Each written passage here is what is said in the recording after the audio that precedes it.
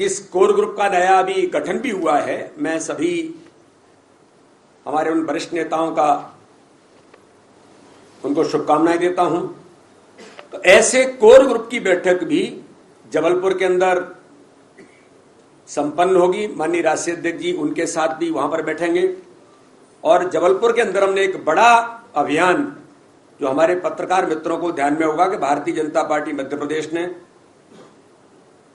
ठाकरे जी के जन्म शताब्दी वर्ष पर जो हमने इस बार तय किया संगठन के पर्व का वर्ष, काम के सुदृढ़ीकरण के लिए और काम के विस्तार की दृष्टि के लिए हम यूथ कनेक्ट का हमने जो अभियान लिया था, और यही हमारा 15 मई से 15 जून का यूथ कनेक्ट का हमारा अभियान है। इसमें हमें एक सौभाग्य और अवसर मिला है कि माननीय राष्ट्रीय अध्यक्ष जी उसी निमित्त आ रहे हैं, इसलिए हम एक बड़ी संख्या में यूथ कनेक्ट के अभियान में युवा संवाद का कार्यक्रम महाकौशल के क्षेत्र में जबलपुर में माननीय राष्ट्रीय अध्यक्ष जी के साथ होगा।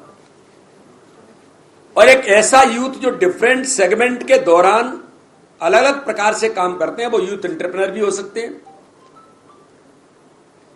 समाज के अलग अलग क्षेत्रों में काम करने वाले वो यूथ जो सीधे हो सकता है भारतीय जनता पार्टी से नहीं जुड़े हैं, लेकिन माननीय राष्ट्रीय अध्यक्ष जी का संवाद ऐसे युवाओं के साथ जबलपुर के अंदर वो करेंगे।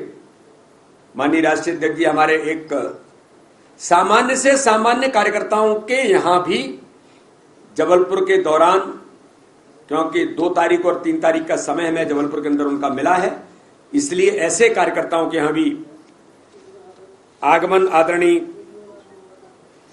राष्ट्रीय अध्यक्ष जेपी नड्डा जी का उस दौरान होगा। हमारे सोशल मीडिया की टीम है, आईटी की टीम है, हमारा जो आर्थिक काम देखने वाली टोली है, इन सब लोगों की बैठकें भी अलग अलग प्रकार से, जो मैंने आपके सामने सभी चीजों का उल्लेख किया है।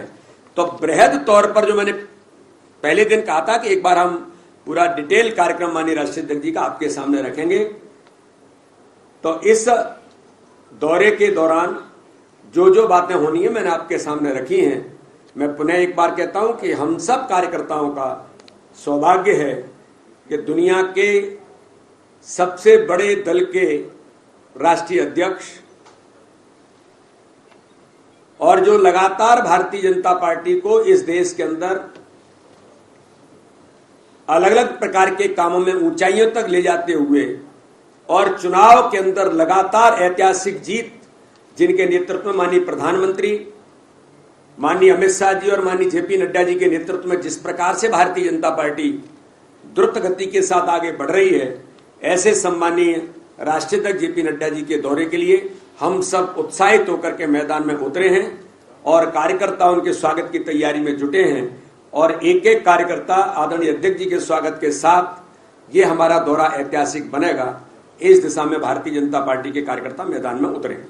कांग्रेस ने आज राज्यसभा प्रत्याशी घोषित कर दिया, लेकिन भारतीय जनता पार्टी कब तक करेगी? जल्दी ही कर देगी। भारतीय जनता पार्टी भी जल्दी प्रत्याशी होगा और भारतीय जनता पार्टी में कोई भी कार्यकर्ता कोई भी बन सकता है और हमारा नेतृत्व जो तय कर देगा वो राज्यसभा का सम्मानीय सदस्य बनेगा। भारतीय जनता पार्टी तो हमेशा ही प्राथमिकता देती आई है।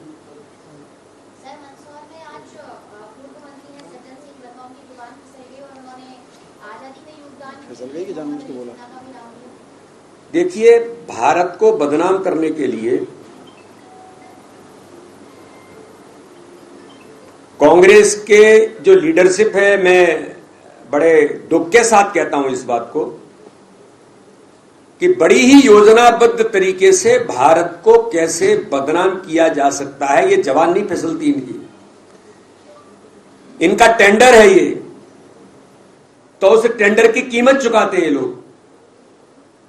कभी पाकिस्तान का समर्थन करेंगे, कभी पाकिस्तान को अच्छा बताएंगे, कभी कहीं कुछ अच्छा बताएंगे, कभी दिग्विजय सिंह की जबान नहीं फिसलती। दिग्विजय सिंह तो लगातार आक्रमण ही करते हैं भारत के ऊपर।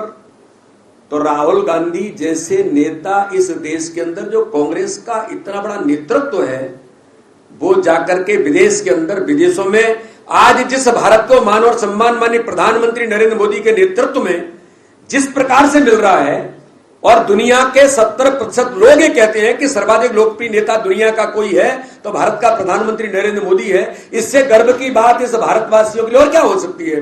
लेकिन राहुल गांधी को दर्द होता है कि भारत सबसे ज्यादा बदनाम है।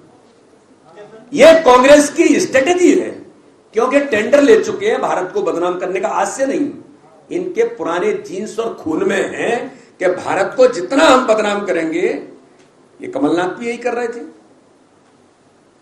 तो इनकी आदत है, इनके जीन्स में है, इसलिए इनको आनंद आता है कि भारत को गाली देने में, भारत को बदनाम करने में। लेकिन प्रधानमंत्री नरेंद्र मोदी जी के नेतृत्व में हमें गर्व है कि देश भारत आज पूरी दुनिया के अंदर जिस गति से आगे बढ़ रहा है, और भारत का मान सम्मान तो बढ़ा ही है, भारत के नेतृत्व के प्रति दुनिया का विश्वास जागृत हुआ है कि हमारे पड़ोसी देश कहते हैं कि हमारी कोई चिंता करेगा तो हमारी प्रधानमंत्री मोदी के नेतृत्व में भारत के लोग ही हमारी चिंता करेंगे। तो हमें तो इस बात का गर्व है, उनके बदनाम करने से, उनकी जबान फिसलने से, योजनाबद्ध तरीके से कहने से कोई अंतर नहीं पड़ेगा इस देश पर। यह देश लगातार आगे बढ़ेगा।